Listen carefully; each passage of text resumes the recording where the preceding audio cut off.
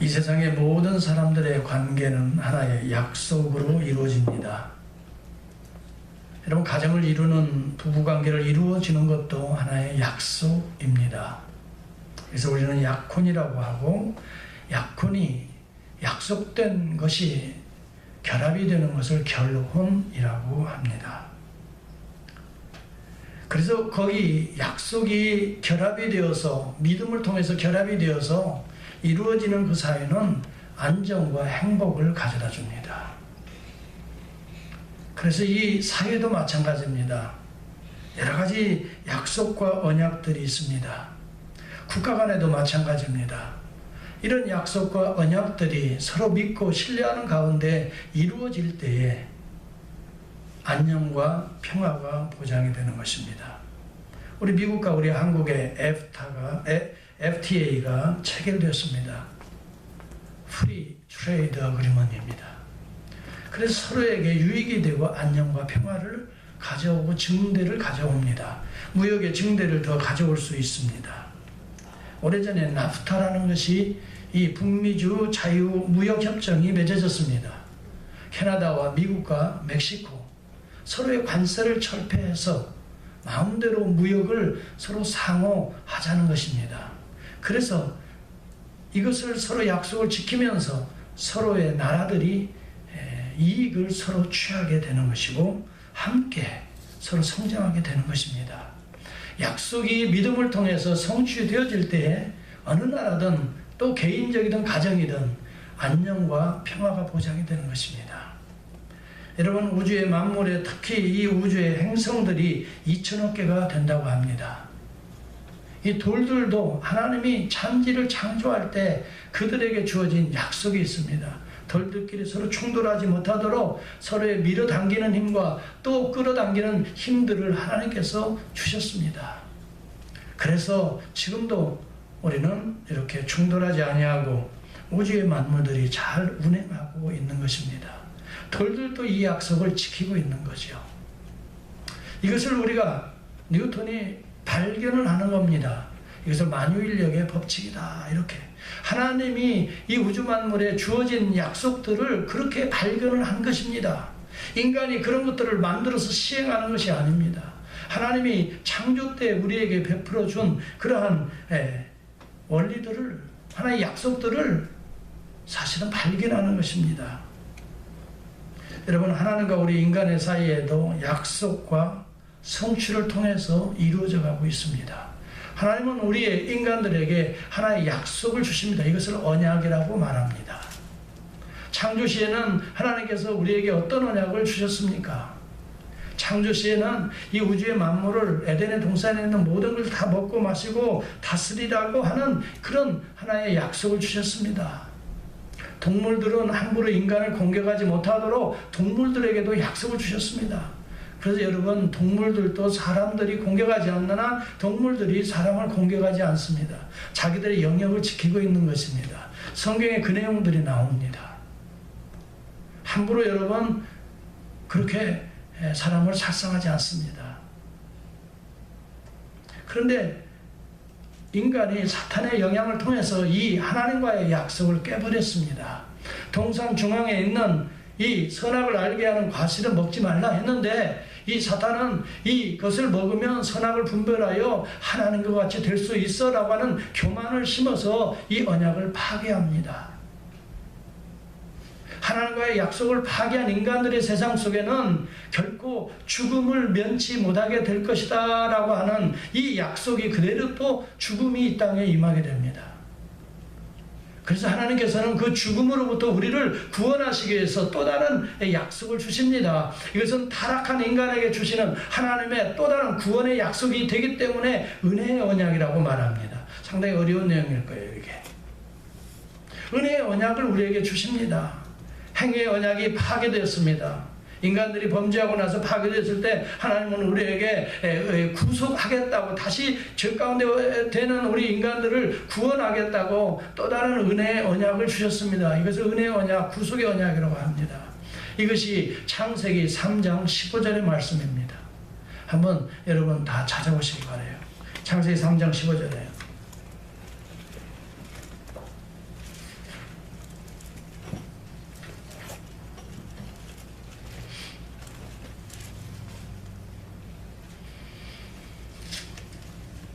이 땅에 육신의 몸을 입고 오실 하나님의 아들에 대한 약속입니다. 그 아들이 우리의 죄를 감당하시겠다는 것입니다. 그래서 마침내 사단의, 뱀으로 여기 묘사되는 사단의 권세의 머리를 깨부시겠다는 것입니다. 이런 약속을 창세기 3장 15절에서 줬어요. 같이 한번 해보겠어요. 시작. 내가 너로 여자와 원수가 되게 하고 너의 후손도 여자의 후손과 원수가 되게 하리니 여자의 후손은 내 머리를 상하게 할 것이요 너는 그의 발꿈치를 상하게 할 것이라. 여기 여자의 후손으로 오실 하나님의 아들, 육신의 몸으로 오실 하나님의 아들을 예언했습니다. 그리고 이 아들을 통해서 이 뱀의 후손으로 상징되는 이 악한 영들의 권세의 머리를 깨부시겠다는 것입니다.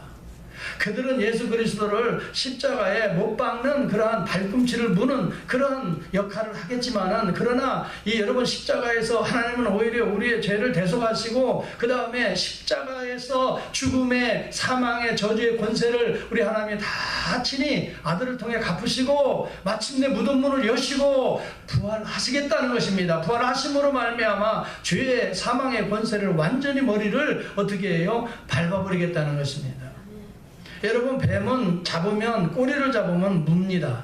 그러나 머리를 잡으면 결코 뱀을, 여러분, 뱀에게 해를 입지 않습니다. 그래서 여기 성경의 본문에도 내 머리를 상하게 할 것이다 그랬어요. 머리를 이겨버리겠다는 거예요. 예수 그리스도의 부활의 승천의 사실을 예고하고 있는 것입니다. 하나님과의 약속을 깨버린 인간에게 하나님은 그 아들을 통해 새로운 약속을 주셨던 것입니다. 이것을 우리는 구원의 약속입니다. 그래서 이것을 복음이라고 말합니다. 오늘 여러분 죄 가운데 있는 자들은, 오늘 그 사단의 권세 아래 있는 자들은 언제든지 예수 그리스도의 이름 아래, 예수 그리스도의 은혜 아래 나오기만 하면은 언제든지 사단의 권세를, 그 머리를 짓밟을 수 있다라고 하는 하나님의 약속인데, 이 약속이 그리스도 안에서 오늘도 성취되어지고 있는 것입니다. 여러분, 그런데 하나님께서는 이 약속을 구체적으로 실현하기 위해서 또 다른 두 번째 약속을 시행하셨습니다. 그것이 뭐냐면 창세기 3장 21절입니다. 어떻게 우리를 구원하겠는가? 하나님의 아들이. 21절 한번 보시기 바랍니다. 시작. 여호와 하나님이 아담과 그 아내를 위하여 가죽옷을 지어 입히시니라. 어떻게 가죽옷이 나올 수 있을까요? 이 말씀은 도대체 무슨 말씀일까요? 하나님께서는 어린 양 대신 예수 그리스도를 통해서 그를 가죽옷을 지어, 가죽옷은 예수 그리스도의 의의 옷을 상징하고 하나님의 의의 옷을 상징하는데, 이 의의 옷을 우리에게 덧입혀 주심으로 우리의 죄의 더러운 것들을 깨끗이 씻어버리고 우리를 하나님의 의로 덧입혀 주신, 의롭다 칭함을 주시는 그런 은혜를 우리에게 주시겠다고 오늘 21절에 실제적으로 어린 양을 잡아서 그 피를 흘리고 그리고 가죽옷을 우리에게 입혀 주심으로 제사의 제도를 예표적으로 보여주셨던 거예요. 제사를 통해서, 예수 그리스도의 십자가의 이 제사를 통해서 오늘 우리의 더러움을 깨끗이 씻어주시겠다고 우리 하나님께서 이미 약속하신 겁니다. 이 두 가지의 약속입니다. 하나는 복음입니다. 다시 말하면 그리스도를 이 땅에 보내셔서 십자가와 부활의 사건을 이루시겠다고 하는 그 복음 선포고, 그 다음에 구체적으로 이러한 일들이 어디에서 일어나는가? 예수 그리스도의 어린 양의 이 피를 흘려서 가죽옷을 우리에게 지어 입히심으로 예수 그리스도가 돌아가실 것을 예언하고 있는 것이고, 그러므로 인하여 그를 믿는 자들은 어떻게 해요? 의의 옷을 입게 되는 사건을 예표적으로 보여주신 사건입니다.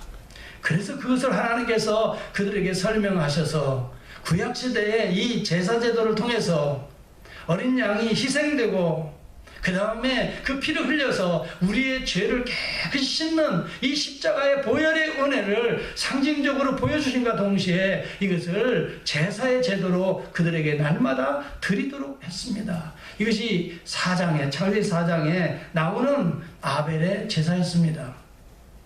하나님이 약속하시고 하나님께서 시행하신 그것을 그대로 믿고 자신이 그대로 그것을 시행하고 있는 것입니다. 그래서 아벨이 어떻게 제사를 드렸나요?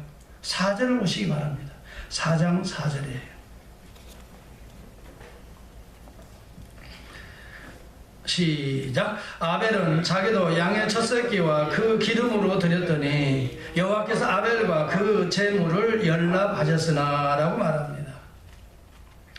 하나님이 친히 제사의 제도를 모형적으로 보여주시고 설명하신 이후에 너희들도 이러한 제사를 통해서 날마다 오실 그리스도를 바라보면서 오실 어린 양 메시아를 바라보면서 이 피를 흘려서 오늘 하나님의 의를 덧입어야 죄로부터 자유함을 얻고 죄를 다스릴 수 있는 그런 자가 될 수 있다라고 이 제사의 제도를 통해서 오늘 구약의 백성들이 구원의 문이 열린 것입니다. 천국의 문이 열린 것입니다. 생명의 문이 열린 것입니다. 그러면 구약시대의 백성들은 오늘 이 사실을 믿고 그대로 순종함으로 이 하나님의 약속들을 성취해 가고 있었던 것입니다. 그리고 구체적으로 예표되어졌던 이 양의 제사를 우리 2000년 전에 우리 예수 그리스도가 십자가에서 그것을 성취하시는 것입니다. 여러분, 그러므로 오늘 구약의 모든 백성들이 제사의 제도를 통해서 오실 메시아를 바라보고 그 메시아를 믿도록 하고 그 메시아가 이룰 하나님의 구속의 은혜를 그들에게 허용해 주셨던 것입니다. 그래서 구약의 성도들은 한마디로 말하면 약속을 믿은 것입니다. 오실 메시아, 오실 것이다. 그분이 오셔서 우리의 죄를 담당할 것이다. 그렇게 그분의 그 보혈로 인하여 우리의 죄는 씻어질 것이다 라고 하는 사실을, 이 복음을 구약시대의 제사의 제도를 통해서 그들에게 계속해서 선포했고, 그 백성들은 그 사실을 믿고 그대로 제사를 드림으로 그 당시에 하나님의 구원의 의를 성취시켰던 것입니다. 저와 여러분들은 이미도 오신 예수 그리스도, 2000년 전에 이미 있었던 십자가의 사건, 성취된 메시아를 우리는 바라보고 또 믿게 되는 것입니다. 그러므로 구약의 백성들은 멀리서 오시는 하나님의 아들, 약속된 그 하나님의 아들을 믿고 구원함을 받았고, 오늘 저와 여러분은 이미도 오신 메시아 그분을 바라봄으로 오늘도 죄로부터 날마다 씻고 정결함을 누릴 수 있는 하나님의 자녀가 된 줄을 믿습니다. 그러면 그 믿음의 본질은 동일하다는 것입니다. 구약의 백성들은 멀리서 오실 약속을 믿은 것이고, 우리는 성취하신 그리스도를 지금 바라보면서 믿고 있는 것입니다. 그러므로 여러분, 구약의 백성들은 약속을 믿었기 때문에 성취를 믿은 자들에 비하면 사실은 어려운 열악한 환경에서 그들은 믿고 구원함을 얻은 것이고, 신약의 사람들은, 오늘 이 시대의 사람들은 이미 이루어진 것, 증거로 얻은 것을 보고 믿는 자이기 때문에 구약의 백성들보다 훨씬 더 좋은 여건에서 믿음의 삶을 살게 되는 것이라는 것입니다. 그러므로 구약의 백성과 신약의 백성들이 동일한 이 그리스도 안에서 완전한 구원을, 온전한 구원들을 이루어간다고 오늘 성경은 말씀하고 있습니다. 상당히 좀 어려운 이야기이지요. 그렇지만 우리가 여기서 중요하게 여길 것이 바로 그것입니다. 구약의 백성들은 지금까지 오실 메시아를 바라보면서 믿으면서 구원함을 맛보았던 것입니다. 그렇다면 우리는 구약의 백성들보다 훨씬 더 좋은 여건 속에서 이 복음을 듣고 신앙생활을 하는 자들이라는 것입니다. 하나님의 약속은 반드시 그리스도 안에서 성취되고 있다고 하는 사실을 우리에게 가르쳐주고 있는 것입니다. 여러분, 성경이라고 하는 것은 모두가 다 약속의 책입니다. 여러분, 구약은 오실 메시아에 대한 약속이요, 신약은 다시 오실 메시아에 대한 약속입니다. 그래서 여러분, 올드 테스트먼이라고 하고 그 다음에 뉴 테스트먼이라고 하는 것입니다. 구약의 백성들에게 주님이 오시기 전에 수천 년의 백성들에게 오신 하나님의 아들을 바라보면서 믿게 했던 그 약속이 성취되었던 것처럼 오늘 우리에게는 우리 주님이 다시 오실 것이다 라고 하는 재림의 예수를 바라보게 하며 믿게 하며 그 또한 언젠가는 가까이 성취될 줄을 믿습니다. 우리는 이 믿음을 가지고 구약의 성도들처럼 한 단계 한 단계 하나님의 성취를 맛보며 나아가게 된다는 것입니다. 여러분, 아브람과 같은 경우도 보겠습니다. 하나님이 아브람을 갈대아 우르에서 부릅니다. 그리고 이렇게 약속합니다. 창세기 12장 1절에 3절에 보면 여호와께서 아브람에게 이르시되 너는 너의 친척 아비의 집을 떠나 내가 내게 지시할 땅으로 가라. 내가 너로 큰 민족을 이루고 내게 복을 주어 내 이름을